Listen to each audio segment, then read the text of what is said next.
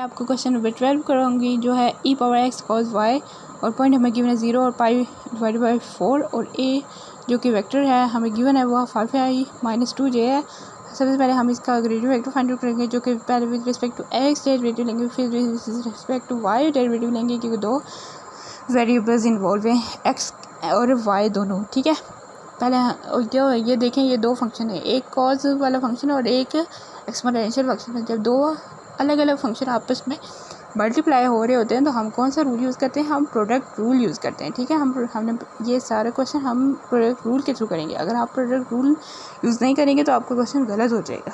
इसीलिए ध्यान से जब भी हमें ये क्वेश्चन गिवन है सबसे पहले हमें देखना पड़ेगा कि कौन सा फंक्शन हमें गिवन है जिसका हमने डेरिवेटिव लेना है। विदाउट हम अब इस पर हम पावर रूल नहीं लगा सकते, ये कोई नॉर्मल फंक्शन नहीं है, पॉलिनॉमियल फंक्शन नहीं है कि हम इस पर पावर रूल लगाते फिरें। ये एक एक्सपोनेंशियल फंक्शन है और उसके साथ जो कॉस वाई है वो एक ट्रिग्नोमेट्री का फंक्शन है।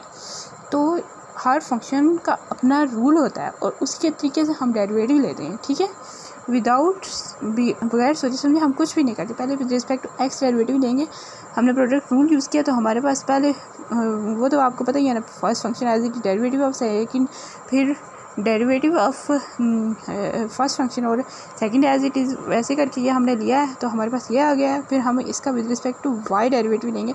रिस्पेक्ट टू वाई जब लेंगे ना हम, फर्स्ट फंक्शन तो एज इट इज आ जाएगा। कॉस का डेरिवेटिव क्या होता है, फार्मूले याद होंगे ना आपको, तो वो माइनस साइन वाई होता है।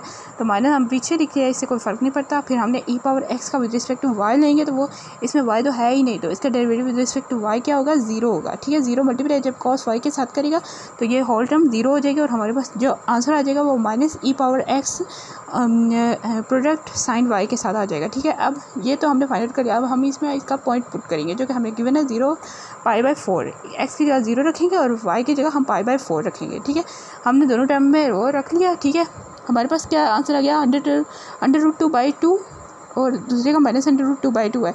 ये हमने जस्ट सिंप्लीफाई किया है। हम इसे मतलब आसान करने के लिए कि हम इजीली बाद में इसे सॉल्व करें, इस वजह से हमने इसे सिंप्लीफाई कर लिया। इसको under root 2 divided by under root 2 पे हमने डिवाइड कर लिया है। इससे कोई फ़र्क नहीं पड़ता क्योंकि ऊपर और नीचे दोनों टर्म डिवाइड होने, इससे कोई फ़र्क नहीं पड़ेगा। और जब हम इसे मल्टीप्लाई कर लेंगे दोनों टर्म तो हमारे पास ये सिंप्लीफाई होके आ जाएगा। और फिर हम जो वेक्टर हमें गिवन है उसके हम यूनिट वेक्टर से में कन्वर्ट करेंगे। यूनिट वेक्टर में कैसे कन्वर्ट करेंगे, उसी वेक्टर को उसके नॉर्म पे डिवाइड करेंगे तो वो यूनिट वेक्टर में कन्वर्ट हो जाएगा। नॉर्म पे डिवाइड पहले हम सबसे पहले उसके नॉर्म फाइंड आउट करेंगे। नॉर्म हम कैसे फाइंड आउट करते हैं, पॉजिटिव लेते हैं विदाउट साइंस, उसके कोएफिशिएंट लेते हैं, उनके दोनों का स्क्वायर करते हैं, फिर होल का स्क्वायर रूट करते हैं। ये हमने किया है तो हमारे पास 29 का अंडर रूट आ गया। ठीक है, अब हम ग्रेडियंट वेक्टर की प्रोडक्ट लेंगे यूनिट वेक्टर के साथ।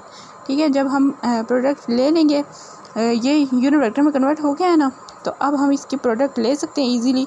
1/√2 ये पहले को पहले के साथ किया, फिर प्लस का साइन लगाया, फिर दूसरे को दूसरे के साथ किया, माइनस अंडर टर्म के साथ, इसलिए माइनस आ गया।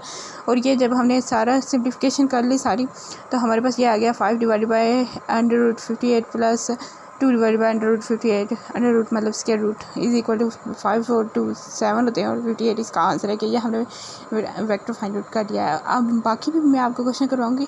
आज के लिए बस इतना ही। मेरे चैनल को लाइक शेयर और सब्सक्राइब करना मत भूलें ताकि मैं मज़ीद आपके लिए वीडियोस अपलोड कर सकूं। इससे मुझे कॉन्फिडेंस मिलेगा कि आप लोगों को मेरी वीडियोस पसंद आती हैं। तो अगर आपको कोई और टॉपिक भी अच्छा लगता है आप मुझे कह सकते हैं, मैं आपको वो टॉपिक भी करवा दूँगी। नेक्स्ट क्वेश्चन के लिए मुझे देखते रहिए रोज़ाना। ओके, अल्लाह हाफिज़।